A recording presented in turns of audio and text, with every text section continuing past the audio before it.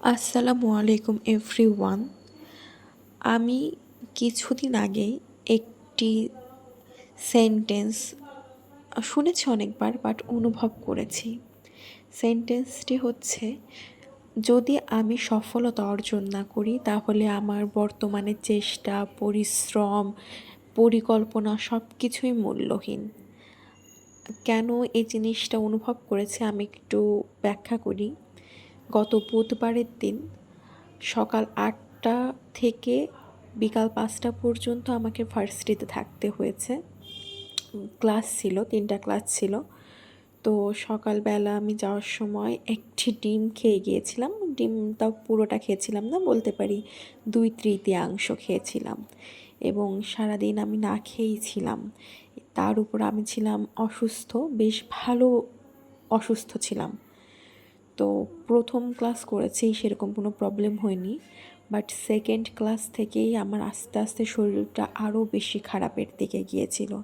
এবং third class শুরু হয়েছিল আনুমানিক ২:৩০, তার একটু আগে, এবং যেটা শেষ হয়ে গেছিল ৩:৪৫-৫০-এর দিকে।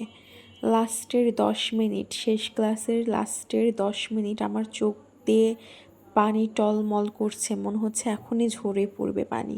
খুব কষ্ট করে মানে পানিটা চোখের মধ্যে রেখে দিয়েছিলাম যেন না পড়ে।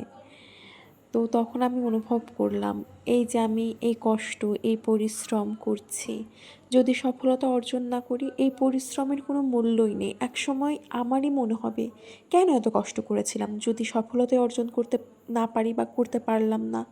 কিন্তু যদি সফলতা অর্জন করি তখন আমার মনে হবে ওই দিনের ওই কষ্টগুলো আমার জন্য সার্থক ছিল। ভাগ্যিস ওই কষ্টগুলো করেছিলাম, এজন্যই আজ আমি সার্থক।